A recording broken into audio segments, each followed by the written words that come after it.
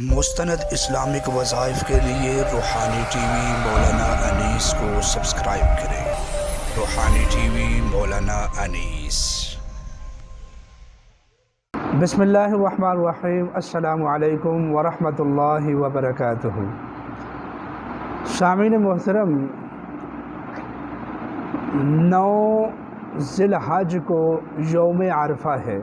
آپ اپنے علاقے کے حساب سے 9 ذی الحج کا جو وظیفہ ہے اس کو نوٹ فرما لیں۔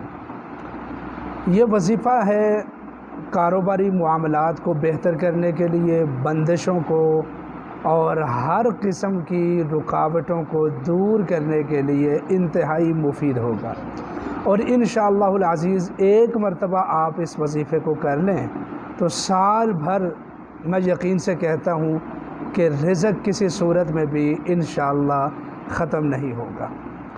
اب وظیفے کی طرف آتے ہیں۔ سب سے پہلے آپ مسنون اعمال کریں۔ چاند رات کو آپ عشاء کی نماز پڑھیں، اس کے بعد آپ 2 رکعت صلاۃ الحاجت کے پڑھیں، 100 مرتبہ سبحان اللہ پڑھیں، اور 100 مرتبہ آپ لا الہ الا اللہ پڑھیں، 100 مرتبہ اللہ اکبر پڑھیں، اور اسی طریقے سے 100 مرتبہ الحمدللہ پڑھیں، اور 100 مرتبہ کوئی بھی درود پاک پڑھ لیں، اور آخر میں 11 مرتبہ سورۃ مزمل پڑھ لیں۔ بس پھر اللہ تعالیٰ سے انتہائی عاجزی سے دعا کریں۔ انشاءاللہ العزیز یہ عمل آپ کر کے سو جائیں۔ ایک تو یہ ہے کہ یہ رات آپ کی عبادت میں لکھی جائے گی۔ اس رات اللہ تعالیٰ سارے گناہوں کو معاف فرما کر سختیوں کو بھی معاف فرما دیتا ہے۔